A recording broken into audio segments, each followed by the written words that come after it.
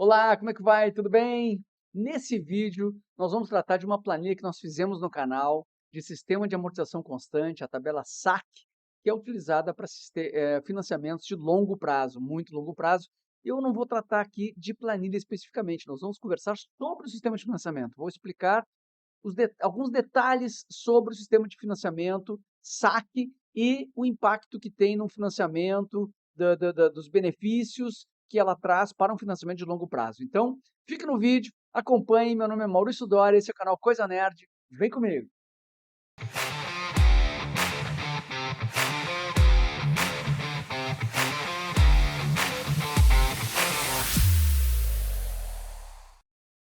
Então, vamos lá. Aqui eu tenho a planilha de tabela SAC que nós montamos aqui no canal, junto com vocês num vídeo.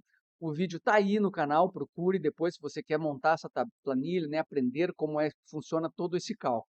Então ela está aí no canal, é só acessar lá o vídeo e baixar a planilha, certo? Hoje nós vamos tratar especificamente do sistema de amortização constante. Vamos falar de economia, né? Coisa nerd também é economia. Vamos tratar de economia e a utilização dessa planilha na prática, tá? A planilha está preparada para calcular, então, o sistema de amortização constante. O que é o sistema de amortização constante? As parcelas, elas são formadas de amortização do principal e juros. A amortização do principal é o quanto que você deduz, o quanto você paga da sua dívida real, do que você está devendo da sua dívida. Então, por exemplo, aqui, uma dívida de R$ 100.000, junto com o IOF, né? Esse aqui é o financiado, então, você pega essa dívida, divide pelo prazo e você vai ter a amortização constante. O quanto por mês você vai pagar da sua dívida real. Pode ver que o valor é sempre o mesmo, por isso a palavra constante, né? Então aqui, de R$ 100.000, você vai pagar R$ 4.300 por mês de amortização da sua dívida, que é de 103.000 no início, tá? E todo mês a parcela vai ter adicional dos juros da parcela do mês, tá? Então a parcela ela é igual ao principal que você amortiza, ao quanto que você amortiza no mês, que é constante, né? E mais os juros do mês. Aqui no caso tem uma simulação de 0,70 de taxa ao mês. No início, né, se a gente pegar então, ó, o valor da minha dívida inicial vezes a taxa do mês, me dá R$ 723 de juros, que está aqui na primeira parcela, e assim sucessivamente. Pegue lá a montagem dessa planilha naquele vídeo que você vai entender essa formatação inicial da tabela SAC, tá? Agora vamos na prática, como ela é utilizada na prática, tá? Bom, os contratos de empréstimo usando a SAC, elas podem ter várias cláusulas, tá? Então, pode ter diferença de um contrato ou outro. O principal fator é a taxa de juros utilizada. Como esses contratos são contratos de 10 anos, né? Por exemplo, 120 meses, vamos botar aqui, 120 meses, ou 20 anos, 240 meses, são de muito longo prazo mesmo, eles tratam nos contratos da taxa anual. Então eles falam, olha, nós temos aqui uma taxa anual, por exemplo, de 12%, certo? Para você ter a taxa mensal, uma regra básica de mercado aí, você pode fazer simplesmente pegar essa taxa anual e dividir por 12, tá? Se é uma taxa fixa, se é uma taxa fixa, certo? Você divide por 12 e você vai chegar exatamente no valor, tá? Então, aqui, uma 12% ao ano vai dar 1% ao mês. Então, eu boto aqui 1% e ele vai calcular como é que vai ser a minha tabela SAC, certo? Isso para taxas pré-fixadas. Isso a gente chama de taxa pré-fixada.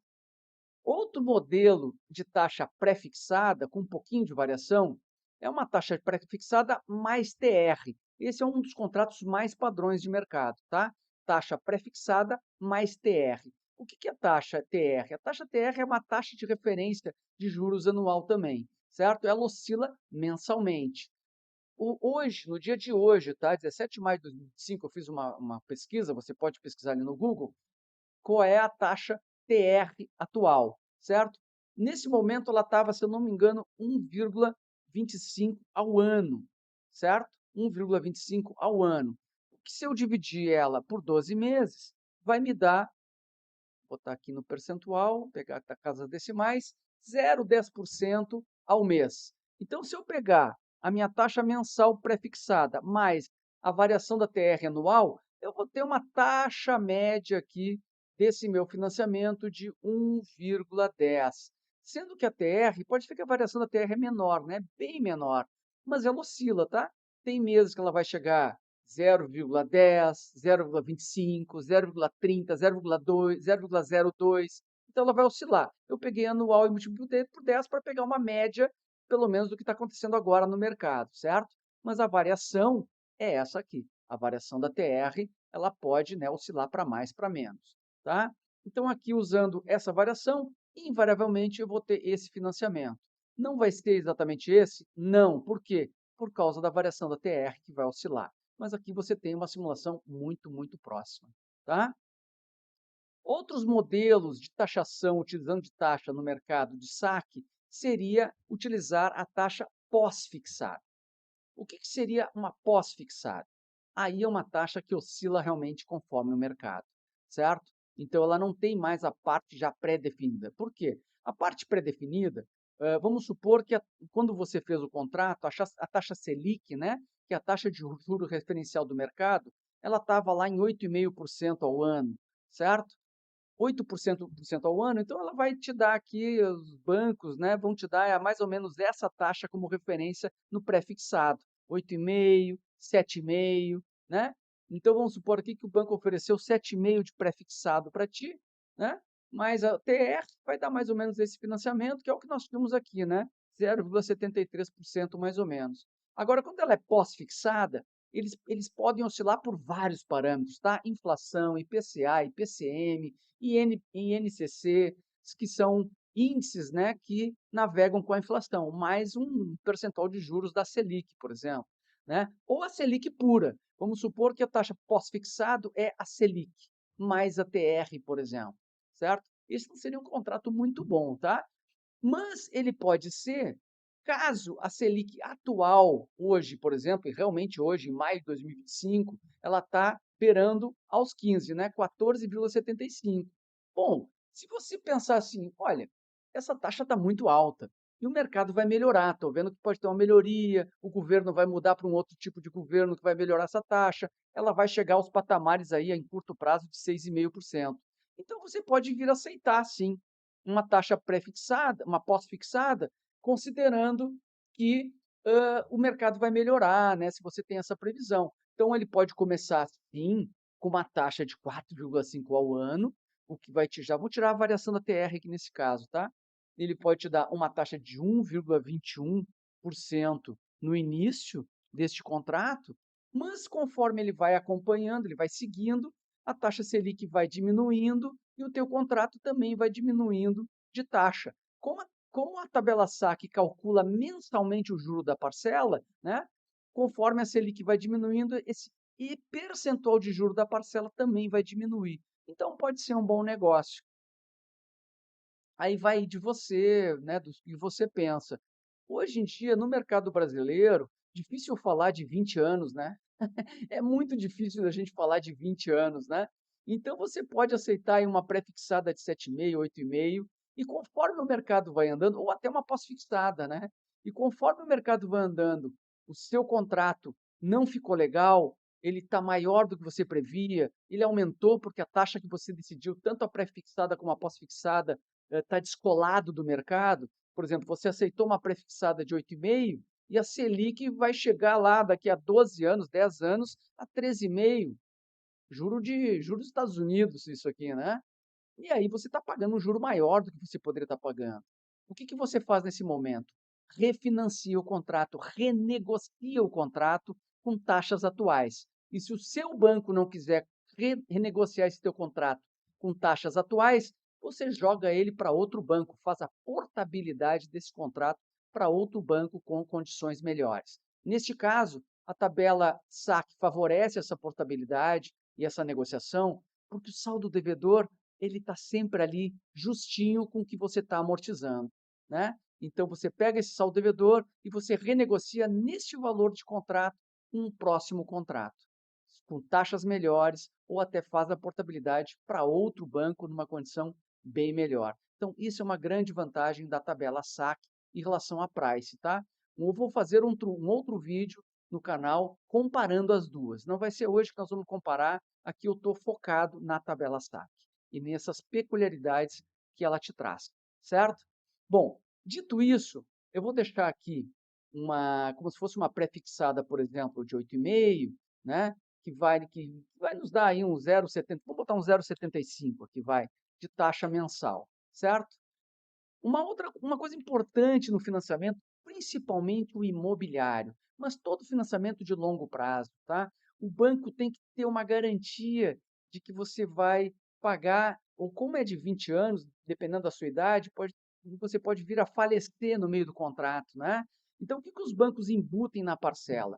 Eles fazem você contratar, eles te obrigam a contratar, isso é natural, é normal, o que a gente chama de seguro prestamista, seguro prestamista, tá? Esse seguro prestamista, ele garante que caso você morra, caso você venha a óbito, caso você venha a falecer, esse bem, ele vai ser, ou essa dívida vai ser coberta pela seguradora. A seguradora vai quitar o seu contrato para você, ou para os seus herdeiros, né? Então não vai deixar dívida e o banco não vai tomar o seu bem, porque a dívida não vai ser paga, né, pelos seus herdeiros que talvez não tenham condição de pagá-la. Então isso é uma coisa muito boa, na verdade, né? Então é muito bom pagar para contratos de alto valor e de longo prazo, que caso aconteça alguma fatalidade, essa dívida está totalmente paga, tá? Então eles embutem isso aqui. E essa taxa, ela vai variar muito pela sua idade, pelo financiamento, o valor do financiamento, o tempo do financiamento. Tem várias variantes que esse seguro vai ter para calcular essa taxa, tá? Invariavelmente, vamos lá, ela vai ser algo do tipo, deixa eu tentar formalizar aqui uma dívida, vamos botar algo aqui como, vamos supor que tem 250 mil aqui de dívida, né? Que foi financiado em 240 meses. Puxa, eu deveria ter consultado deixa eu ver se consigo achar nesse momento, ao vivo aqui, né? Taxa, seguro, prestamista para pessoa de 35 anos, vamos supor, né? Vamos botar aqui, deixa eu ver se vai aparecer algum tipo de taxa. Não vou perder. Ó, tem aqui, a taxa de juros seria 0,03% ao mês do valor do empréstimo. Ó, ele me jogou aqui rapidinho nessa consulta, né? Para a gente não perder tempo. Deixa eu pegar aqui. Cadê minha planilha? Deixa eu voltar para a planilha aqui. Aí, voltei para a planilha. Deixa eu pegar aqui na planilha. Ele me deu taxa que seria 0,03% do valor da dívida. Então, isso é interessante. Ele é sempre em relação ao valor da dívida, tá? Se o valor da dívida no primeiro mês é o valor do financiamento, né? É o valor aqui que está financiado, certo? Então, o valor da primeira parcela vai ser 0,03% do valor da minha. Opa! Igual 0,03%. Deixa eu pegar aqui, ó. Igual 0,03%. Deixa eu fixar aqui com F4, vezes o valor da minha dívida atual. Opa! Vamos passar isso aqui para reais. Deu. Ó, deu um seguro prestamista para essa pessoa de R$ 77,00. Então, aumentaria na parcela, a parcela seria isso aqui, mais os R$ 77,00, tá? Desse seguro prestamista para uma pessoa de 35 anos, aproximadamente, tá? Conforme a sua idade é mais avançada, vai dar um seguro maior. Conforme você for mais novo, vai dar um seguro menor, tá? Então, aqui eu estou chutando, pode ser que esse valor não seja nada disso, tá? Quando você for contratar, você pergunte quanto é que é a taxa para você, para a sua idade naquele momento, para aquele prazo de financiamento, tá? Então, isso é importante. E os bancos também colocam uma taxa administrativa, tá? Principalmente nos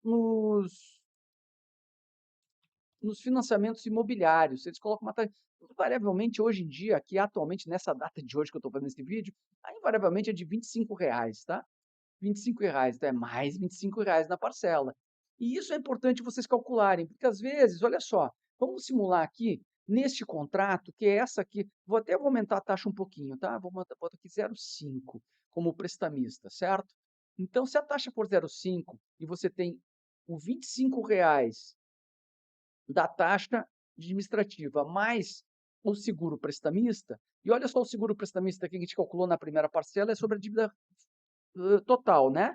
Da segunda parcela, vamos calcular aqui, ó, ele já seria sobre a dívida que ficou lá após o pagamento da primeira, ó. Então, o prestamista também ele baixa de valor conforme o tempo vai passando, porque a sua dívida vai diminuindo, e o seguro prestamista é para quitar a dívida. Então, a parcela é sempre em relação à dívida. Se eu arrastar aqui para baixo, ele vai me calcular sempre, ó, vai diminuindo o valor, né, sensivelmente em relação à dívida, tá? Essa é a ideia. Vamos seguindo aqui. A taxa administrativa sempre vai ser a mesma, tá?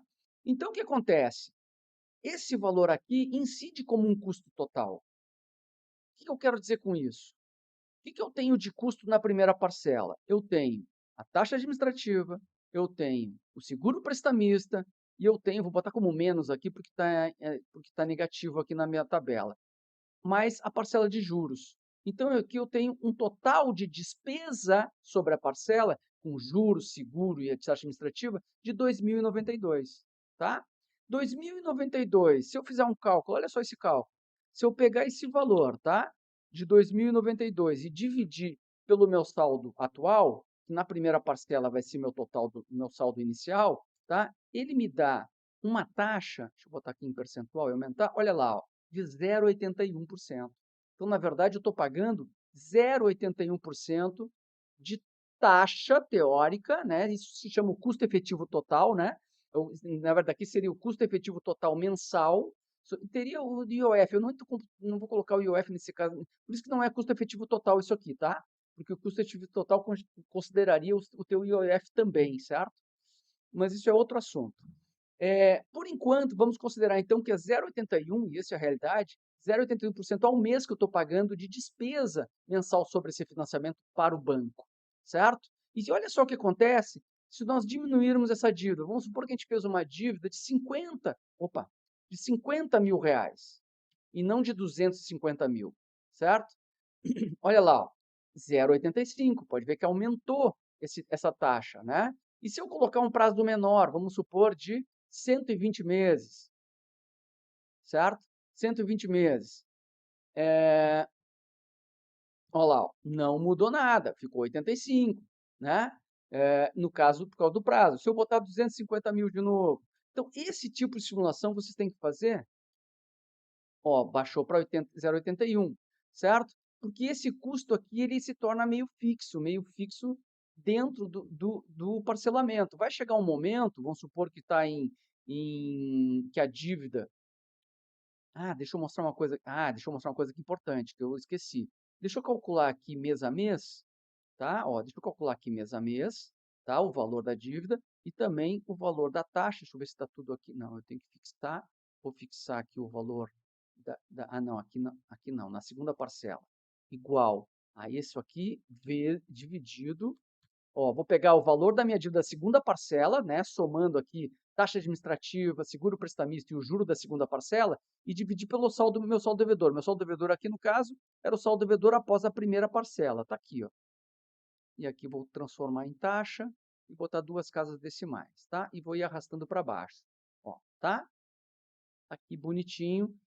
E aí agora eu vou arrastar bem lá para baixo mesmo. Deixa eu arrastar lá para o fim da minha planilha que eu quero mostrar para vocês o que acontece conforme ela vai chegando no final do meu parcelamento, tá? Olha só o que acontece aqui no final do parcelamento, ó. Eu já estou pagando nas últimas parcelas um percentual bem maior de juros mensal, como se fosse o custo efetivo total mensal, ó, certo? Por quê? Porque essas dívidas aqui, tanto do prestamista como a de taxa administrativa, elas continuam ficando fixas ainda, né? E é capaz de, conforme o tempo está passando, essa taxa de prestamista aumentar nas últimas parcelas. Porque o seguro prestamista, ele muda a taxa conforme você vai ficando mais velho. E conforme o seguro também vai acontecendo. Então, isso pode acontecer, não quer dizer que vá. Tem seguro prestamista que vai dar taxa do início até o fim. E tem seguro que pode aumentar a taxa conforme você vai ficando mais velho, tá? Então, isso tem que observar sempre. Então, o ideal é você pegar todo mês o seu extrato do seu financiamento e ver como é que está o valor, fazer esse cálculo aqui, ó. Qual é esse cálculo? Pega o valor do seguro, pega o valor da taxa, pega o valor dos juros do mês e divide pelo seu valor, pelo valor do saldo devedor, certo? E você vai ter essa taxa efetiva do financiamento, que às vezes você vai ver que você está pagando já mais do que o que você estava prevendo. Então, é melhor já amortizar essas parcelas, tá? Bom, uma última informação que eu vou falar aqui sobre saque, que é bem interessante, tá? Que vale a pena, que ela vai se comparar com price, mas não vou fazer a comparação agora, que é o seguinte: a saque ela é interessante quando você tem previsão de, ao longo do tempo, ir fazendo amortizações esporádicas, tá? Você fazer amortizações esporádicas do seu financiamento. Para isso, a saque é muito melhor que a tabela Price. Só não vou citar como é que funciona na Price agora, porque não é o foco. Mas considerem essa minha observação. A saque é muito melhor quando, ao longo do tempo, você tem previsões de fazer amortizações esporádicas. E quando você faz um financiamento de muito longo prazo, 240 meses, que são 20 anos, é muito provável que você faça isso, tá? Para diminuir o valor da parcela, alguma coisa nesse sentido. Como isso acontece? Como para a saque você sempre tem o saldo devedor principal já sempre calculado, né? E você quer fazer uma amortização, por exemplo, né? Uma amortização esporádica. Vamos escrever aqui, ó, amortização, certo? E aí você faz uma amortização esporádica, vamos supor aqui depois de um ano, ó, você guardou lá o seu FGTS, você sacou o FGTS, né? Você já tem um FGTS guardado e você pede para sacar ele, ou você teve um 13º pagamento, né? O 13º no ano, você vem aqui, pá, bota aqui, por exemplo, vamos supor, R$ 10.000 de amortização desse seu saldo devedor. Então, o que acontece com esse saldo devedor após esse pagamento? Ele vai subtrair também, então deixa eu pegar aqui essa fórmula, vou botar aqui no final, ó, menos essa parcela que você colocou aqui, ó, dos 10.000. Então, ele vai baixar mais 10.000, certo? Quando você faz isso na saque, o banco vai te dar duas opções. Ou baixar o valor da parcela e manter o prazo, ou manter o valor da parcela naquele patamar, bem próximo do patamar que você já está pagando, e diminuir o prazo da amortização. Nesse caso aqui, de uma amortização direta, sem mexer no prazo, isto é, você vai optar pela diminuição da parcela, o que acontece? O que o banco faz? Ele mantém, desculpa, e o que ele vai fazer? Ele vai manter, deixa eu pensar agora, quando você pede para diminuir o valor da parcela ou diminuir o prazo, certo? Ele vai manter a amortização constante do contrato, certo? E vai abater os juros. Olha ali, ó, a parcela, ele manteve, né? Manteve. Ah, não, para manter o prazo ele vai recalcular, desculpa, ele vai recalcular.